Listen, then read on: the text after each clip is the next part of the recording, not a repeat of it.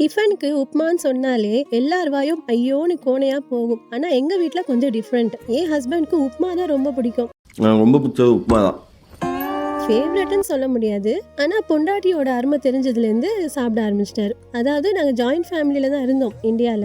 சமைக்கும் போது லேடிஸ் எல்லாரும் கிச்சன்ல தான் இருப்பாங்க. சமைக்கிறது ஒருத்தர் தான். ஏதாவது கட் பண்ணி கொடுக்கறது இல்ல சும்மாவே நின்று பேசிட்டு இருப்போம். ஸோ அப்போ யார் என்ன சமைச்சாங்கன்னு தெரியாது. நானா சொல்லுவேன் இது நான் தான் சமைச்சேன்னு சொன்னாலும் பெருசா எந்த ரியாக்ஷனும் இருக்காது. இங்க வந்ததுக்கு அப்புறமா தான் அவருக்கு என்னோட கை சமையலே தெரிஞ்சது. நான் எப்படி சமைக்கிறேன், என்ன டேஸ்ட், டீ போடுற வரைக்கும் எல்லாமே. ஸோ அப்படி பிடிச்சது தான் இந்த சேமியா உப்புமாலாம். இது ஜாயிண்ட் ஃபேமிலி தனியா இருக்கிறது பத்தியே கிடையாது. எந்த மாதிரி ஃபேமிலி செட்டப்பா இருந்தாலும் சரி அப்ரிசியேஷன் இருக்கணும். ரொம்ப முக்கியம் ஒரு ரிலேஷன்ஷிப்ல.